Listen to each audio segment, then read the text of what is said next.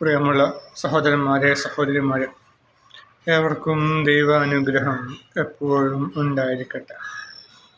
ബിസ്മില്ലാഹിർ റഹ്മാനിർ റഹീം. യഹ്ലിഫൂന ലക്കും ലിതർളൗ അൻഹും. നിങ്ങളോട് അവർ സത്യം ചെയ്യുന്നത് നിങ്ങൾക്ക് അവരെപ്പറ്റി തൃപ്തിയാകുവാൻ വേണ്ടിയാണ്. ഇനി നിങ്ങൾക്ക് അവരെപ്പറ്റി തൃപ്തിയായാൽ തന്നെയും അള്ളാഹു അധർമ്മകാരികളായ ജനങ്ങളെപ്പറ്റി തൃപ്തിപ്പെടുകയില്ല, തീർച്ച.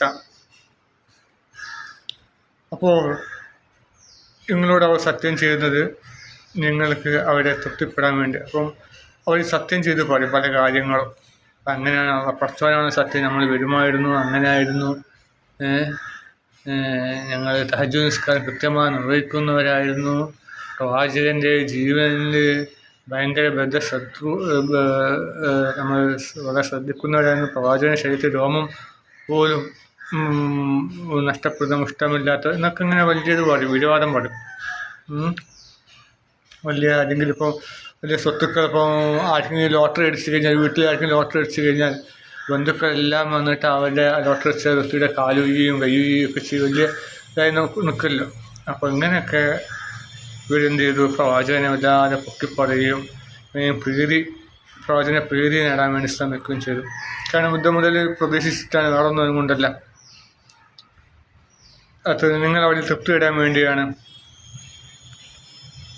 അപ്പം നമ്മളിപ്പം അവരുടെ വാക്ക് കേട്ടിട്ട്, ഇനി പ്രവാചകനോട് തന്നെയാണ് പറയുകയാണ്, നിങ്ങൾ അവരുടെ വാക്ക് കേട്ട് വിട്ടുവീഴ്ച ചെയ്ത് കൊടുത്താൽ അള്ളാഹു ഒരിക്കലും അവരോട് വിട്ടുവീഴ്ച ചെയ്യില്ല. കാരണം അവർ ഒരു ആവശ്യം വന്നപ്പോൾ പ്രവാചകനെ ഉപേക്ഷിച്ച ആൾക്കാർ. അപ്പം അവരിനിയും നന്ദികേട് അവരിനിയും ഉണ്ടാവും.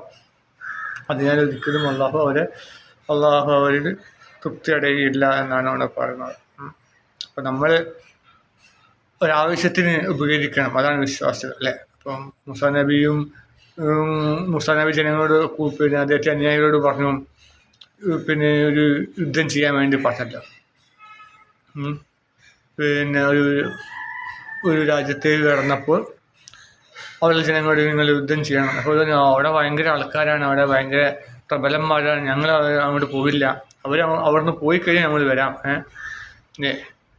ഒരു വീട്ടിലേക്ക് നമ്മൾ താമസിക്കാൻ പോവുകയാണ്, അപ്പോൾ ഭയങ്കര പൊടി പിടിച്ച് കിടക്കുക. അപ്പോൾ അവിടേക്ക് ഞങ്ങൾ പോയില്ല, കുറേ ആൾക്കാരുണ്ട്, 5-10 ആൾക്കാരുണ്ട്, അവരെല്ലാവരും മെനക്കെട്ട് ഒരു മണിക്കൂർ കൊണ്ട് വീട് വളരെ വൃത്തിയാവും, ഞങ്ങൾ അങ്ങോട്ട് പോകുന്നില്ല, അത് വീട് തനിയെ വൃത്തിയായാൽ മാത്രമേ നമ്മൾ അങ്ങോട്ട് പോകുള്ളൂ പറഞ്ഞാൽ എന്തുമാത്രം ബാലിശ്യമാണ്. അവർ ഇത്രക്കൊന്നും കരുത്തരില്ലാത്തൊരു കൂട്ടരാണ് അവിടെ ഉണ്ടായിരുന്നത്. അവർ ഭയങ്കര ദൈവനിഷേധവും അക്രമം കാണിച്ച് നടക്കുകയാണ്. അപ്പം അവർക്കുള്ള ശിക്ഷ ദൈവവിശ്വാസികളുടെ കയ്യിലൂടെ തന്നെ കൊടുക്കണം. അത് അള്ളാഹുവിൻ്റെ തീരുമാനമാണ്. അത് ചെയ്യാതെ അതിന് അള്ളാഹു സ്വയം അവരെ ഒഴിവാക്കട്ടെ, നമ്മളെന്ത് ചെയ്യാണ് അവരെ ആക്രമിക്കുന്നത്, അവരെ ഓടിക്കുന്നത് എന്ന് പറഞ്ഞ് അനുസരണക്കേട് കാണിച്ചു. നീയും നിൻ്റെ റബ്ബും പോയി യുദ്ധം ചെയ്യുക എന്ന് പറഞ്ഞു അനുസരണക്കേട് കാണിച്ചു.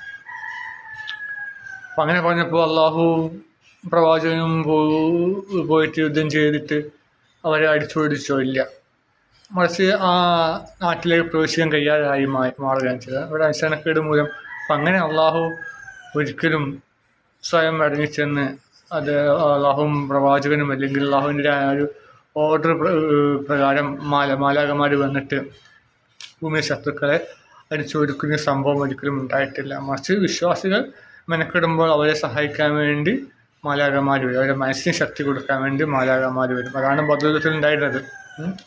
അവരുടെ വിശ്വാസികൾക്ക് ശക്തി നൽകി, അവരുടെ മനസ്സിന് ധൈര്യം നൽകി, അവരുടെ മനസ്സ് കുളിർക്കാൻ ഒരു മഴ നൽകി, ഇങ്ങനെയൊക്കെയാണ് സഹായം. അല്ലാണ്ട് മാലാഖമാർ വന്നിട്ട് സഹായിക്കില്ല. അത് സഹായിക്കും വളരെ പ്രതിസന്ധി ഘട്ടങ്ങളിൽ, അല്ലേ? നമ്മളെ കേബ തകർക്കാൻ വേണ്ടി വന്ന റബ്ബറത്വം കൂട്ടുക. അപ്പം മക്കയിലെ ജനങ്ങൾക്ക് തടയാനുള്ള കെൽപ്പില്ല. അതുകൊണ്ട് അള്ളാഹു എന്ത് ചെയ്ത അബാബിൽ പക്ഷികളെ അയച്ചു തകർത്ത് കളഞ്ഞു. അങ്ങനെയൊക്കെ വളരെ ഗുരുതരമായ സാഹചര്യങ്ങൾ മാത്രമേ അള്ളാഹു ഇങ്ങനെ ശിക്ഷയുടെ മാലാഖമാരെ ഇറക്കാറുള്ളൂ. ഞാൻ പിന്നെ അങ്ങനെ അങ്ങ് ഇറക്കാറില്ല, ഞാൻ സൈന്യത്തെ അങ്ങനെ അങ്ങ് ഇറക്കാറില്ല എന്ന് സൂറത്തുൽ യാസീനിൽ പറയുന്നുണ്ടല്ലോ. ഒരു ഒറ്റ ഘോര ശബ്ദം, അവരെല്ലാം കെട്ടടങ്ങിപ്പോയി പറയുന്നുണ്ട്. അപ്പം അങ്ങനെ സൈന്യങ്ങൾ അങ്ങനെ അള്ളാഹു ഇറക്കാറില്ല, മറിച്ച് നമ്മളാണ് പ്രവർത്തിക്കേണ്ടത്. നമുക്ക് മനസ്സും കണ്ണും കാതും ബുദ്ധിയും ഒക്കെ ശക്തിയൊക്കെ നൽകിയിട്ടുണ്ടല്ലോ. അപ്പോൾ നമ്മളതിൽ പ്രവർത്തിക്കണം. പക്ഷെ നമ്മൾ പ്രവർത്തിച്ചാൽ നമുക്കൊരു ഗുണം കിട്ടുള്ളൂ. അത് മറ്റുള്ളവരൊക്കെ പ്രവർത്തിച്ച് നമ്മളിങ്ങനെ ഇരുന്നാലേ സുഖം കിട്ടില്ലേ. ഏറ്റവും നല്ല ഭക്ഷണം എന്ന് വെച്ചാൽ നമ്മൾ അധ്വാനിച്ച് ലഭിക്കുന്ന ഭക്ഷണം ഏറ്റവും രുചികരമായ ഭക്ഷണം എന്നാണ് പറയുന്നത്. അതാണ് പ്രത്യേക ആനന്ദം, ആസ്വാദികരവുമാണ്. അല്ലാതെ കണ്ടവരെ ഭക്ഷണം ഇങ്ങനെ കാലാകാലം കഴിക്കാതെ സുഖമില്ല അല്ലേ. അത് ഒരു വ്യക്തി കല്യാണം കഴിച്ചു, അവിടെ ഭാര്യ വീട്ടുകാരുടെ ഭക്ഷണം കാലാകാലം കഴിക്കുന്നു, ഒരു സംതൃപ്തി ഉണ്ടാവില്ല. അയാൾ നയിച്ചിട്ട് അയാൾ മക്കളെയും പോയിട്ട് അതിട്ട് അതിൽ ഒരു അയാളും കഴിക്കുക, അതിൻ്റെ മഹത്തരം, അതിൻ്റെ രുചി വേറെ ഒന്നിനും കിട്ടില്ല. ആ ഭക്ഷണം പാചകം ചെയ്യാനും ഭാര്യയ്ക്ക് വളരെ ഇഷ്ടവും അത് ആനന്ദകരമായി. തൻ്റെ ഭർത്താവ് നയിച്ചു കൊണ്ടുവരുന്ന ഭക്ഷണം, ഇത് എൻ്റെ പിതാവിൻ്റെ ഭക്ഷണം ഈ ഭാര്യയും ഭർത്താവിനും പാകം ചെയ്ത് കൊടുക്കുക. അപ്പം അവൾ ഇങ്ങനെ നൊടിഞ്ഞുകൊണ്ടിരിക്കും, ഭർത്താവിനോട് കേൾക്കേണ്ടി വരും, ഇങ്ങനെ കുത്തുവാക്കുകൾക്കിടയിൽ ഇങ്ങനെ ഭക്ഷണം കഴിക്കേണ്ടിയൊക്കെ വരും. അപ്പം ഏറ്റവും രുചികരമായ ഭക്ഷണം നമ്മൾ അധ്വാനിക്കും. അതുപോലെ തന്നെ ഇങ്ങനെ അള്ളാഹുവിൻ്റെ പ്രവാചകന്മാർ പറഞ്ഞ കൽപ്പനകൾ നമ്മൾ പാലിച്ചു കഴിഞ്ഞാൽ ഓരോരോ മുന്നോട്ടുള്ള വഴി നമുക്ക് തുറന്നു വരും. ഇപ്പോൾ ഗെയിം കളിക്കുമ്പോൾ ഓരോരോ ടാർഗറ്റ് നമ്മൾ പൂർത്തീകരിച്ചാൽ അടുത്തടുത്ത സ്റ്റേജിലേക്ക് പോവുകയുള്ളൂ. ഒറ്റയടിക്ക് ഒന്നാമത്തെ ടാർഗറ്റിന് ഒറ്റയടിക്ക് 10ാമത്തെ ടാർഗറ്റിലേക്ക് 11ാമത്തെ ടാർഗറ്റിലേക്ക് നമ്മൾ പോവില്ല. അപ്പോൾ ഓരോന്നും പാസ്സായി പോകണം. അപ്പോൾ നമ്മൾ പ്രവർത്തിക്കണം. അപ്പോൾ അതാണ് ഇവിടെ പറയുന്നത്. പിന്നെ ഇനി പ്രവാചകൻ അവർക്ക് തൃപ്തിപ്പെട്ടു കൊടുത്ത അള്ളാഹു ഒരിക്കലും തൃപ്തിപ്പെടുകയില്ല. കാരണം അള്ളാഹു അവർക്ക് കൊടുത്ത ബുദ്ധിയും ശക്തിയും അവരെന്തെങ്കിലും വിനിയോഗിച്ചു എന്ന് ചോദ്യം വരും അല്ലേ.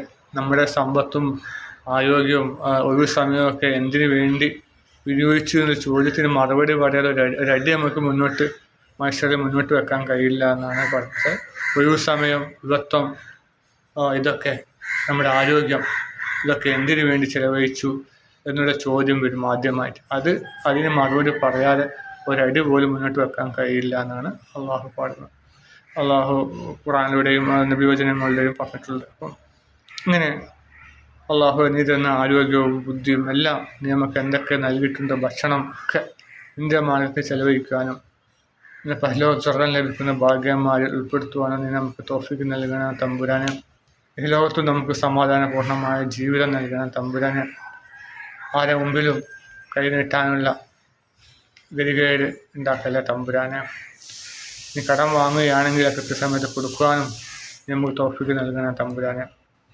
നമ്മുടെ പ്രവാചകൻ പോലും അദ്ദേഹത്തിൻ്റെ പണയം വെച്ചിട്ടാണല്ലോ അദ്ദേഹം മരണപ്പെട്ടിരുന്നത് തമ്പുരാനെ. അതുപോലെ കൃത്യമായ കടങ്ങൾ കൊടുക്കുവാനും അതുപോലെ പണയം വെച്ച് വായ്പ വാങ്ങുവാനും ഒക്കെയുള്ള സൗകര്യമൊക്കെ നൽകണം തമ്പുരാനെ.